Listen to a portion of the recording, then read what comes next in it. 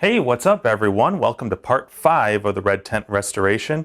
And in this video, what I want to do is basically rebuild and repair all of these monitors. There's obviously only 2 that go into the Red Tent, but I've got 3 here. The 2 over here are the Sharp 1801s, which came with the Red Tent. And then this guy here is one I bought as an additional just in case. It's always nice to have a backup nonetheless. And this is a Sanyo Z2AB or 18-Z2AB. This one didn't really come as part of the Red Tent.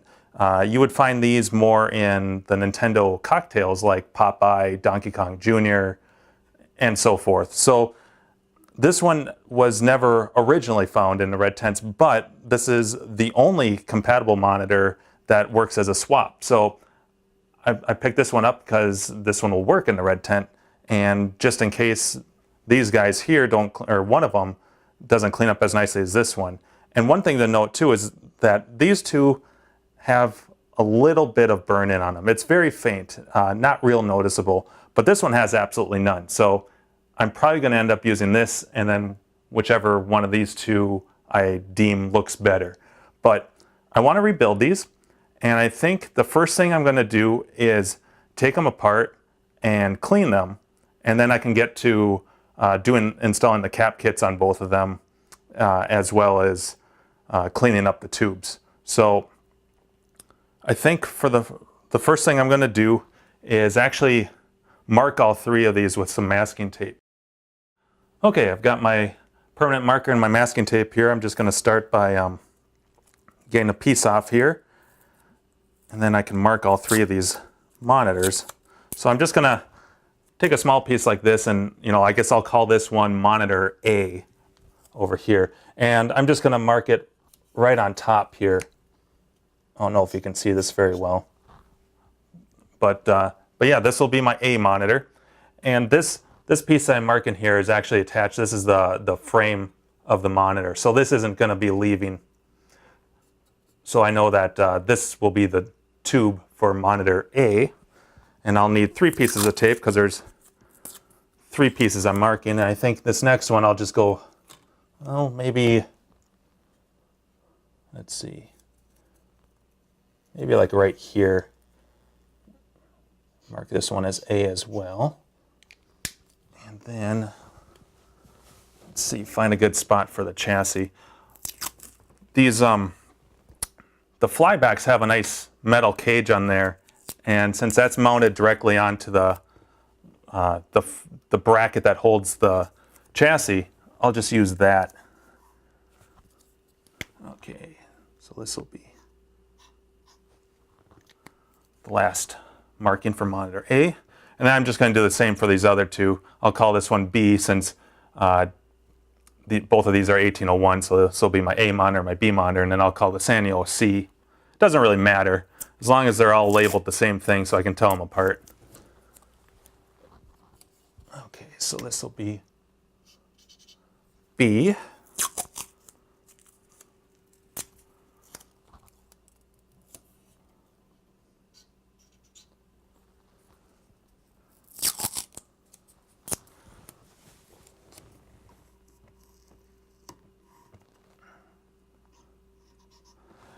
Doing these videos is actually a good thing for me too. I am new to it, but it's causing me to be more organized than I normally would.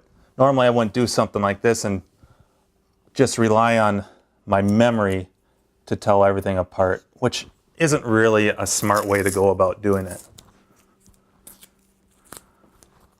Okay, and this is C.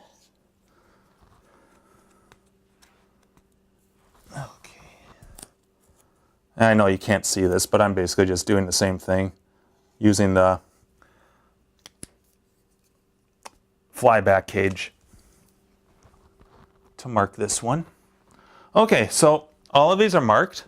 Now the next thing I can start doing is taking these apart, and I'll just kind of go down the line. I won't make you sit through every one of these, but the way that these monitors are kind of put together, they're a little more of a pain in the butt than other monitors like a K7000 or especially like a G07, because they have a lot more cages and brackets that kind of conceal everything and make them hard to get to. So typically you wouldn't have to disassemble them as much as this to get towards the chassis. In fact, a lot of monitors make it really easy to remove the chassis. They're usually just held together by like 2 screws, and then you can just remove it, even with the monitor mounted in the game.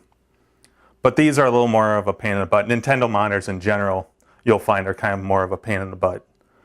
So anyways, I'm going to start here with removing this one and kind of just go down the line. So let's get to that, and I'm just going to change the lens here so you can get a better look. Okay, let's get going on this monitor. We'll start with monitor A here. And the first thing I want to do is remove this bracket. And this actually is kind of a crucial part because it braces the tube with the chassis and kind of keeps it upright. So I'm going to have to be really careful here. Granted, the tube is attached to the chassis plate here. So it's not going to, it is still going to be a little bit supported, but nonetheless, I want to be careful because the worst thing that could probably happen is that the tube, after I remove this, the tube would come down, crash against the chassis, possibly causing some damage, but even worse, causing damage to the neck of the tube and the neck board here. So lots of parts that can break, so I want to be extremely careful. So I'm going to start with these screws up here, and I'm also going to brace the tube and the frame with one other hand. So I'm just going to start here. Hopefully you can see this just fine.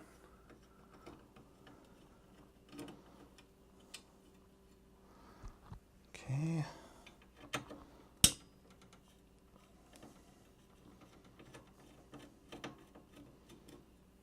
I'm going to try not to block the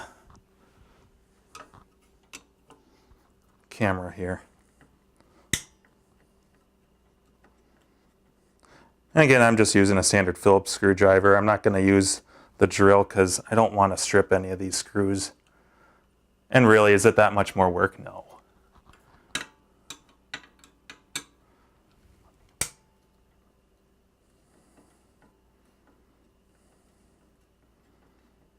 Okay.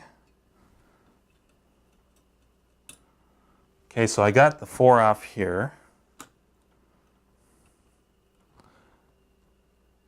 And now, this is actually on here pretty good. I think part of that is that it's still attached at the bottom, and this is designed to brace at both the top and the bottom chassis here. So I think even if I tried to remove this, it'd be pretty darn tough to separate it from this frame because it's still applying pressure at the base here. So I'm going to move down here, and this plate here that's protecting the neck board is also screwed on the back here, but I'm not sure I need to actually remove that. I think I can just go for the bottom screws here and this whole thing should come off. I've never worked with this monitor before, so I'm not entirely sure of how it's laid out and designed. I'm just kind of going by guesses. Okay, so yeah, there's 4 screws at the bottom, just like at the top.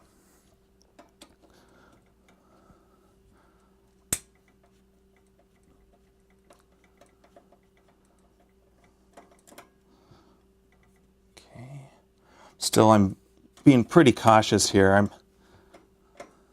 You know, they don't make these monitors anymore, so I mean, the worst thing you could do is damage it, and it's not like you can just go out and buy a new one. You have to find a replacement, usually online, like through, you know, like KLOV, like the forums, or maybe eBay. But the problem with eBay is everything fetches a premium there, and you usually pay through the roof with fees and shipping. So that's usually my last resort, is eBay. Okay, looks like it's separating off here quite a bit. Okay.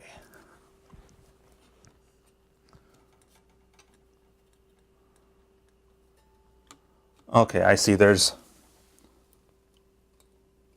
like there's a couple tabs at the top here. You can't see them, but they're underneath the frame, and that's what's holding this bracket in place. So let me think about this here. Okay, I went and grabbed a Phillips here. I just want to see if I can kind of just pry these guys loose. Again, I have to hold this. Oh, actually, that did it. Didn't really have to do anything. I guess there was a little bit of pressure coming down because I had removed the bottom screws, so this was loose, and with the pressure of the tube resting against this bracket, it was causing it to kind of stick on there and force these little tabs to really hug the frame. So, all right. Again, I want to be careful that I don't damage the neck board here, and there's actually, looks like a little tie that's attached to the flyback wires here, kind of holding it down, so I have to release that.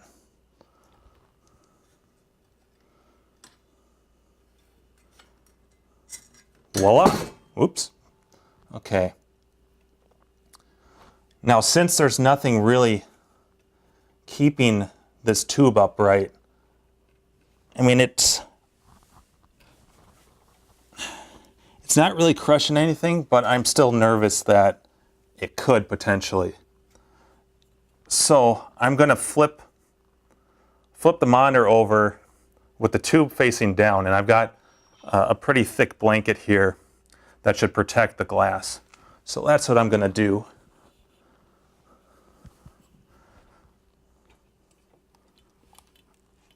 Again, I want to be super careful here.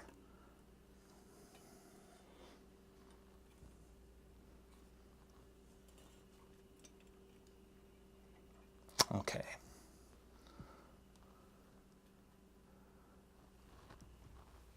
Okay, that's much better. Move this guy out of the way here.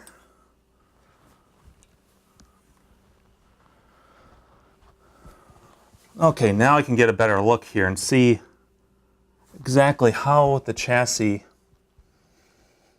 is mounted to the monitor. And the first thing I actually have to do is start disconnecting all the wires.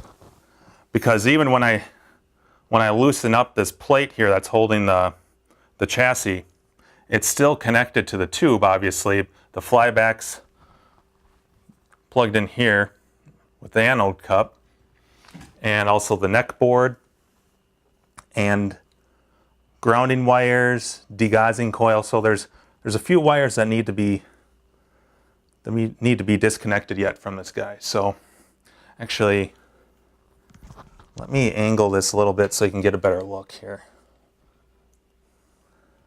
All the stuff I'm talking about is facing away from you, so hopefully. Okay.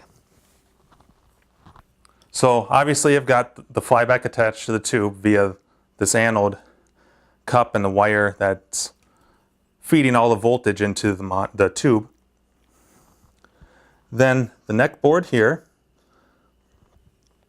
the degaussing coil wire that runs into the chassis, and also the grounding wire. So yeah, the first thing I'm going to do is I'm going to go grab my long screwdriver that I use to discharge these monitors. You know, these haven't been attached or plugged in for a very long time, so chances are there's probably not much of a charge left, but you can never be too careful with this. So I'm going to double check, discharge the monitor, and then I can start removing things. So I'll be right back. Okay, I've got my kind of ghetto discharging tool here. It's just a long screwdriver with an alligator clip attached to it with an insulated handle. So I'm just going to clip the other end of the alligator clip on the frame here. And then I'm going to put my other hand in my pocket and just sneak under here Yeah, there's really no charge here. I mean, sometimes even with a charge you won't hear a pop, but I'm just assuming there's really nothing here. So let's get this guy off here.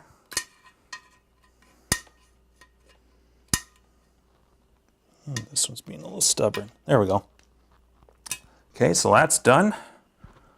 Put this away here. Now, I'm going to actually move this out of the way. And I'm going to remove the neck board here. And the best way to really remove these neck boards is to kind of wiggle it real gently back and forth and put a little bit of pressure directly away from the tube here. You got to be pretty careful with these because you don't want to break, especially you don't want to break this glass here because then the tube's shot, and you don't want to break any of the pins coming out. So there's a lot of stuff that you can kind of screw up, but really if you just be careful and take your time, you're usually just fine. Okay. Now, it looks like there's a lot of stuff still plugged in. Okay. But most of it is plugged in, is attached to the chassis. So just want to see where everything's plugged in. Okay, we've got our ground, which plugs into our neck board here. That needs to be detached, which is plugged right next to these two pots on the neck board. And I'm just looking, basically, it's pretty easy to remember this stuff. I'm trying to decide if I should take a picture, but there's really only one area it can plug into, so I think I'm going to be safe. But typically, if things look a little bit complicated and I start second guessing myself whether or not I'll remember, I'll just grab a camera, take a photo, just a nice backup to make sure that you get everything right. And this is just attached via a disconnect here, or a quick disconnect. It's actually being a little bit stubborn. There we go. Okay.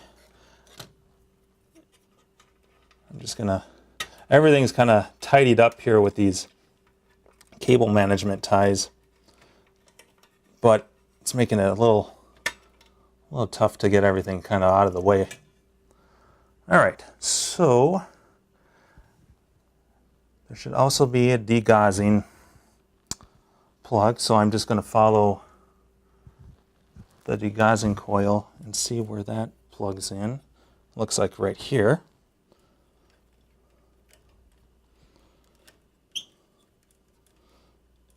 You know, I do like these cable management ties.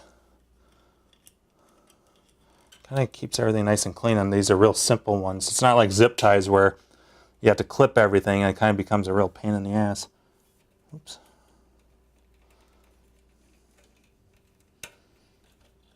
Let's get this out of the way here. Okay, I think that's everything. Sometimes I do forget, like here,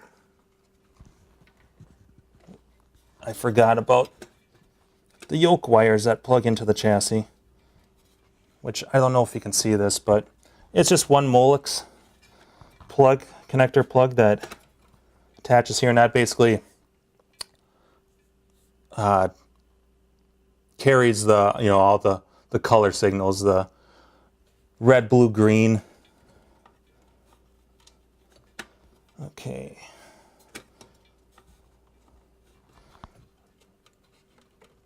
Let's see here. Okay. That actually came off pretty easy. If it was a little bit tougher, I would have grabbed a needle nose pliers.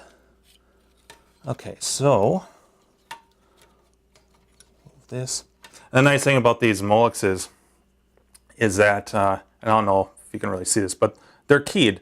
There's 3 wires on one side, an empty space, and then another wire. So on the board itself, there's only 4 pins. So you can only plug this in one way, which is kind of a lifesaver, because it would suck otherwise. You'd have to remember how this was plugged in. So it's always nice when they do that. All right, I think that's it. Now I just need to remove this chassis plate here, and I'm going to move this around the other side because it looks like the 2 screws that are holding it onto the frame here are on my side, and you can't see that. So let's do this.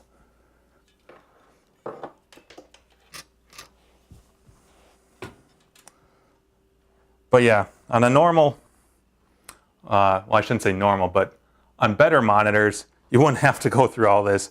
A lot of these chassis are just mounted, like especially on the G07s, there's just 2 screws, and you can just slide it right out, leave it in the game. But we're not so fortunate with these guys, but they do have their perks. I really like the cage that protects the neck board.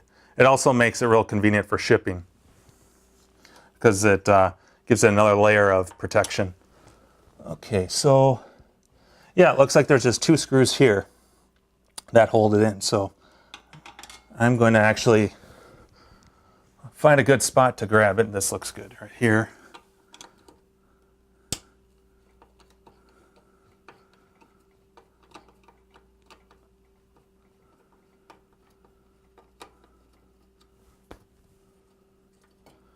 Okay, it's 1. I can feel it's already getting loose. All right, here we go. Gotta be really careful here. Just like before, don't want anything to damage or to get damaged. Okay, I think that's it. I think we can just, okay, so there's some tabs that should pull straight up here. Am I missing something? Oh, looks like, oh really? Looks like there's 2 screws on the inside here. Now how am I supposed to get at those? Let's see here.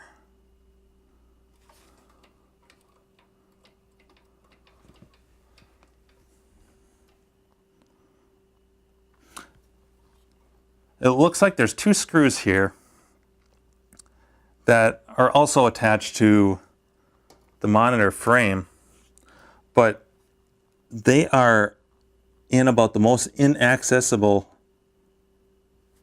part because the tube's right up against them.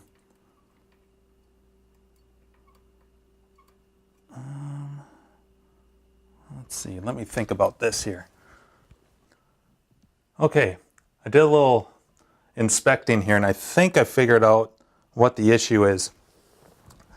The 2 screws I thought I could not get at, I really can't, but I don't think that's necessary. There's, and you can't see this, but underneath and actually on the tube side, there's adjustment controls. There's a bunch of pots, and those are attached right here, and there's 2 screws on this frame. And I think if I loosen these, this board that's attached to this plate will just lift off with it. So in order for me to get at those, I'm going to have to put this monitor back upright, which makes me a little bit nervous. So I'm going to be real careful here, but hopefully if all goes according to plan, that's all I'm missing. So I'm going to get this situated here, and hopefully nothing bad will happen here. Okay, let me just move it out here.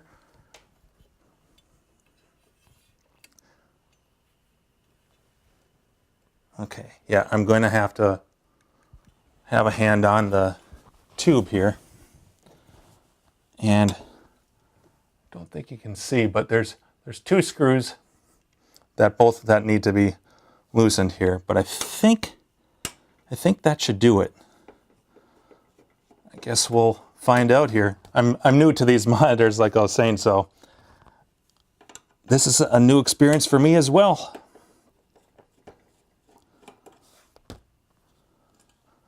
Okay, so I got those screws off. Now let's see if this comes off. Oh, there it went. Okay. Just being careful here. There's a couple of tangled cords, but there she is. So I'm going to set this off to the side here, and I'm actually going to move this tube out of the way. I'm going to clean this later because it's pretty filthy. Okay, so now get a better idea. So this is the monitor chassis. And you can think of this as basically, more or less, this is the monitor. The tube is just an apparatus for displaying the colors, but really everything's controlled on this circuit board. All your colors, the geometry, the size of the picture, everything is basically controlled from here, the power, you name it. Whereas, you know, the tube, yeah, that's obviously a crucial element. But when it comes to rebuilding these monitors, when people talk about rebuilding them, they're mostly talking about working on the chassis. You know, replacing all the capacitors, because those capacitors, they control a ton of stuff. You know, the geometry, the shape, the colors. And when those dry up over the years and they lose their, what's the word, capacitance, if that is a word, when they lose their juice, that's what starts causing distorted pictures, warped images, and so forth. There are things that can go wrong with tubes. Tubes do go bad. They lose the power of the guns to get the colors on the tube, but it's not quite as common. Usually when there's an issue, I would say probably 8 out of 10 times, and you know, don't quote me on this, but I would probably say 7 to 8 out of 10 times, it's an issue that relates with the chassis. So when I'm talking about rebuilding these monitors, I'm talking about working on this circuit board here. And we will be doing some work on the tube. I'm going to be cleaning up all these tubes, and then I'm also going to hook them up to my tube analyzer / rejuvenator, and I'll get into that later. But basically, that's a way of kind of analyzing and possibly rebuilding, not rebuilding, but spicing up the tube if it's a little weak. So anyways, getting ahead of myself here. I'm gonna, now that I've got these parts separated, I'm gonna move on to, you know, I've got these other two to do, so I'm not going to make you sit through that, but I'm going to disassemble these other two monitors, and then do a little bit of cleaning before we get into the rebuilding aspect. So with that in mind, I'll probably just speed up the rest of this, and I'm just going to do the same with the other two monitors. So here we go.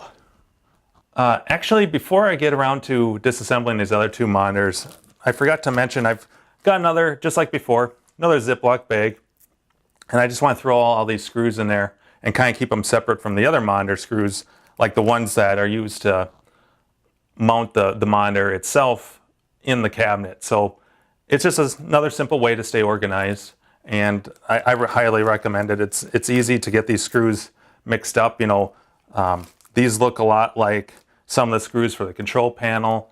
They're kind of a general screw, and there's quite a few of them. So this is just an easy way to stay organized, and it'll prevent a lot of headaches and confusion later. So anyways, thought I'd throw that out there, and yeah, I'm going to go ahead and start disassembling these other two. So here we go.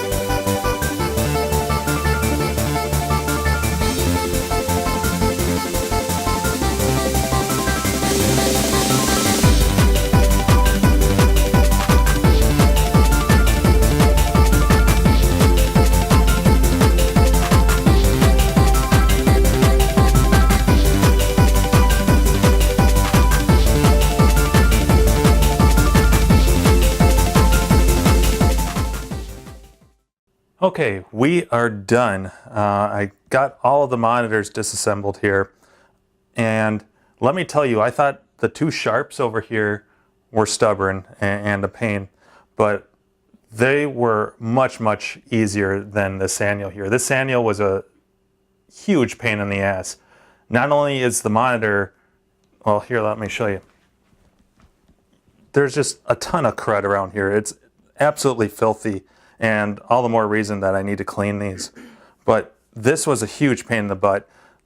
The chassis had, you know, the normal plugs that all these other have connected to the tube, but they're in a lot more inaccessible, I don't know.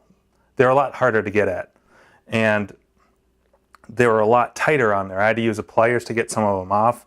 And, you know, I was just talking about how convenient these wraps are because they're not like a zip tie where, you know, you have to clip them and then re-zip them. These are, you know, just easy. You can just wiggle them free with your fingers. Well, this one had tons of zip ties I had to clip just to free the chassis. So, you know, completely forget what I said about these Sharps being a pain, because this Sanyo monitor was a nightmare. But anyways, that's done.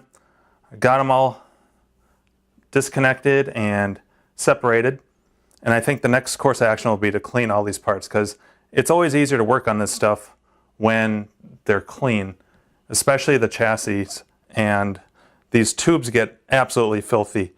A lot of people will either, you know, spray them down or hose them off. And unfortunately, being in an apartment, I don't have that luxury. So I think what I'm going to end up doing is spraying the tubes down with maybe like some Simple Green, being careful to avoid the area where the anode cup attaches. But I'll probably just spray these down, and then with the chassis, I'll probably run them under the sink and just kind of run some water over them. Maybe I'll spray them down with a little bit of a cleaning product and then rinse them off. And then I think the next course of action will be to throw them in front of like a fan for a few days. If it's, you know, we're in Minnesota, this is the, you know, right in the heart of the winter. So it's not like I can set these outside and just let them air dry. So I think what I'll do is I'll just throw them in front of a fan, maybe for a few days, because I actually haven't ordered the cap kits for these yet. Those will probably take a few days to show up. So that'll give me plenty of time for them to air dry and make sure that there's no condensation or water. So I think that'll be the next course of action. Let's clean these up, and then we can get to rebuilding them. So, okay, so I want to start washing these chassis. And before I do that, there's actually, on the underside, you can see there's this metal plate that's protecting the solder side of the chassis. And so I need to remove this. There's just a few screws here. So I'm going to do that first, because when I'm washing this thing, I don't want there to be anything that could, you know, possibly hold the water inside. So I want it to be able to breathe, so to speak. So before I do any of that, I'm just going to remove this plate, and then I will be right back. Okay, well, I removed the bottom plate here. You can actually see the solder side of the PCB now, so there's nothing protecting that. But I think I'm going to go ahead now and start washing this. The first thing I want to do is, I think I'm going to just spray this down with, you know, some cleaning product. I've got some 409 here that I think I'm just going to spray on this, and then I can just kind of rinse it off with some warm water and see how that goes. So, spray this guy down here.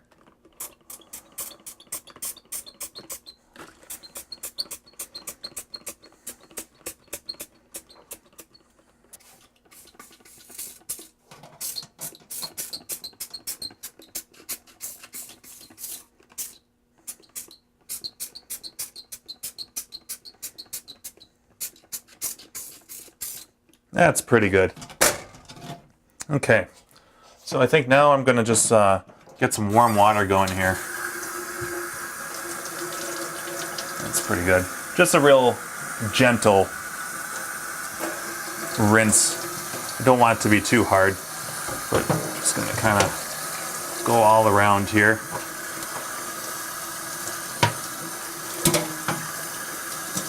Get the neck board.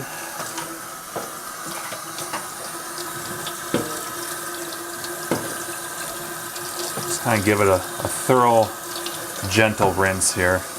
I don't want the water to damage any of the components.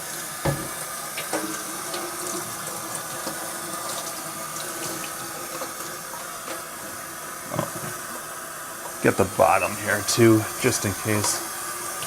Really doesn't look that bad. It's mostly the top that gets all the crud and junk and dirt.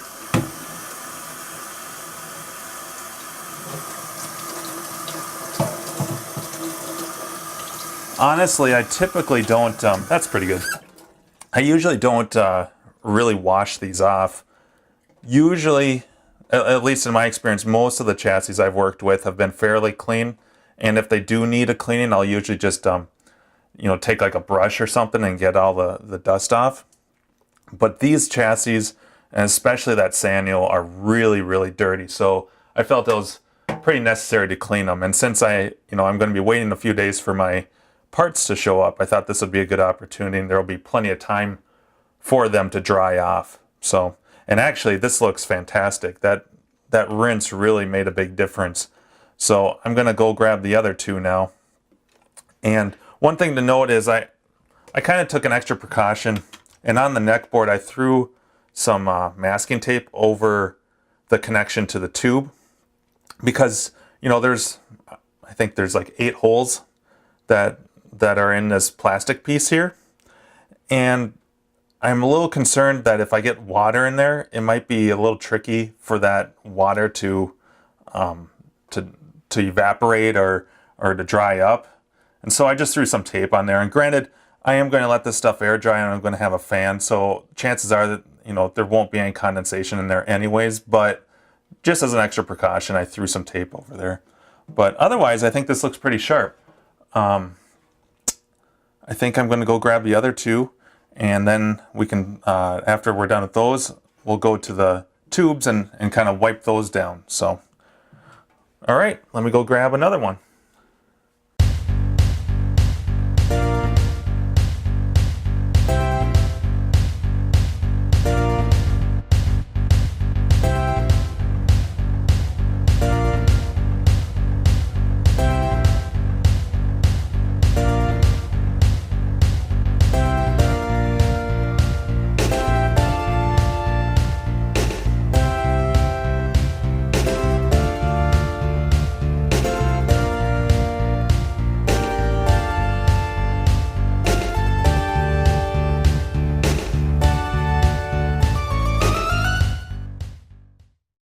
Okay, so let's start cleaning the tubes, and I've got them all laid out on this table again. I'm going to start down on this end. These two right here are both of those sharp monitors. And instead of just spraying this thing down with some sort of cleaner, I'm using 409 again, I think I'm going to use some paper towels and just spray the paper towels down and then wipe the tube down, because I'm a little concerned if I just spray this thing down. Some people use a hose, but the hole where the anode cup, where the voltage goes into the tube, is exposed right now, and I don't want to get liquid inside there, because once I get liquid in there, I don't know how this tube's going to react, and it's, at least for me, it makes me nervous, because I don't know if that liquid would eventually evaporate. It probably would. I might be just a little bit too cautious, but just to avoid that altogether, I'm just going to damp a paper towel and then just wipe this thing down, and I think that'll work just fine. That's usually what I do in the past, so that's the route I'm going to go. So just got a bunch of paper towels here and my 409, and I'm just going to spray this towel down here. And actually, I'm getting pretty low on 409. I'll have to switch here in a second, but that's pretty good. And just wipe this thing down, because these tubes get really dirty and filthy. I mean, you can see right, well, I don't know how well you can see, but this paper towel is already getting gross. Oh yeah, especially up by the neck. But these things are magnets for Well, essentially they are a magnet, but they're just magnets for collecting all kinds of dust and dirt and grime.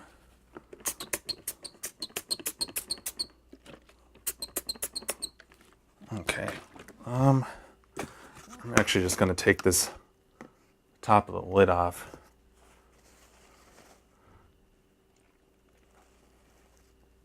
All right.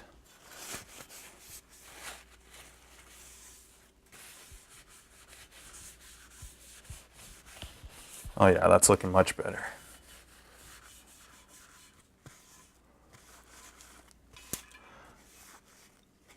Nothing complicated here, just TLC. Ooh, I mean, you can see how gross these things really get. I need another paper towel.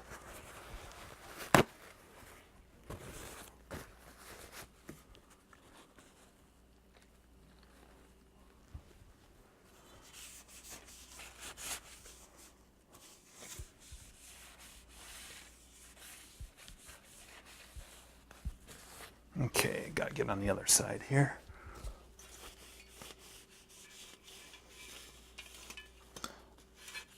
And since I don't have anything protecting the neck of the tube here, I'm not going to worry about the front glass yet. I'll wipe that down with Windex or something else later once I have the chassis back on.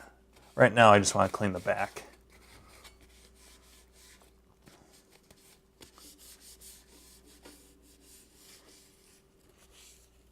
Yuck. I mean, look at that.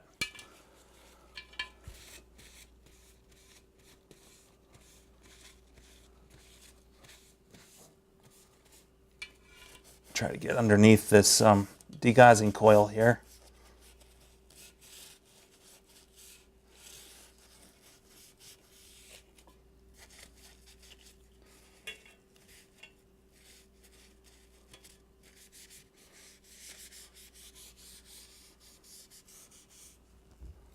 I think this is looking pretty good. And the neck is actually pretty clean. And if you look, when I get to that Sanyo, that'll be a whole nother battle because that thing is just caked with gunk. All right, I think this one's good. I'm going to move on to the next one here. Let me just move the camera slightly.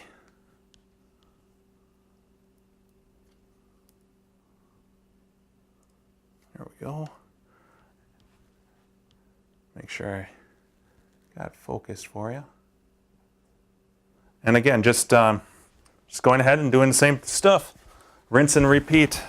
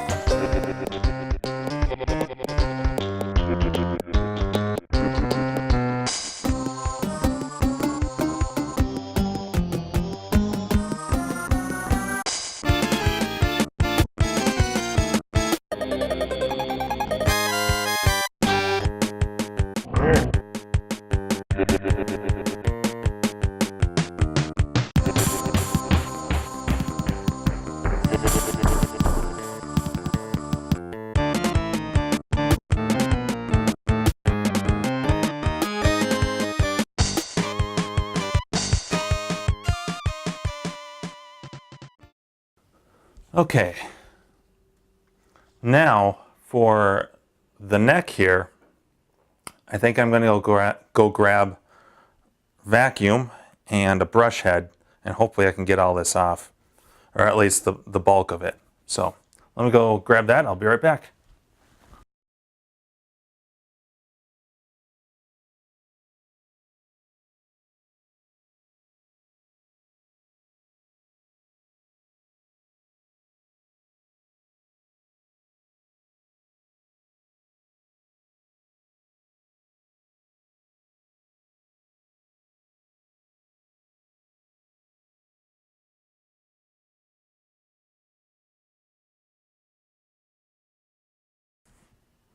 So yeah, I'm going to let these tubes sit for a few days as well as those chassis in front of a fan.